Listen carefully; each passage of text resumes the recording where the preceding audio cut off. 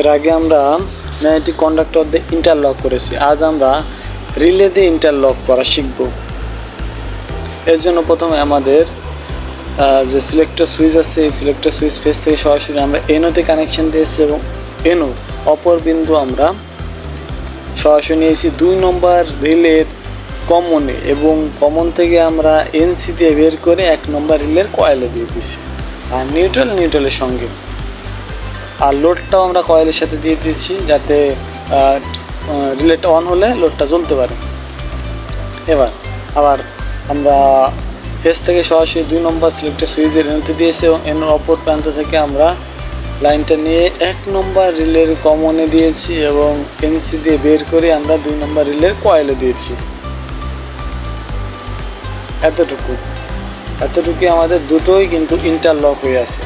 এটা ম্যাগনেটিক কন্ডাক্টরের মতোই ইন্টারলক করা আছে। একটা রিলে অন হলে অপর রিলে কিছুতেই অন হতে পারবে না, সোর্স পাওয়া সত্ত্বেও অন হতে পারবে না।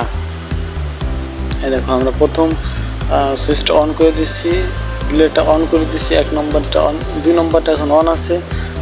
এখন 1 নম্বরটা অন আছে, ধরো 1 নম্বরটা আমরা অন করলাম। এখন আমরা 2 নম্বরটা সোর্স দিচ্ছি, তাও কিন্তু অন হচ্ছে না। কেন হচ্ছে না? কারণ ইন্টারলক করা আছে।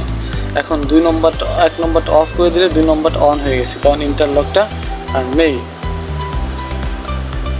ইন্টারলকের কারণে সোর্স থাকা সত্ত্বেও এই পোলারিটি চেঞ্জ হবে না এবং বিচ্ছিন্ন ঘটবে না।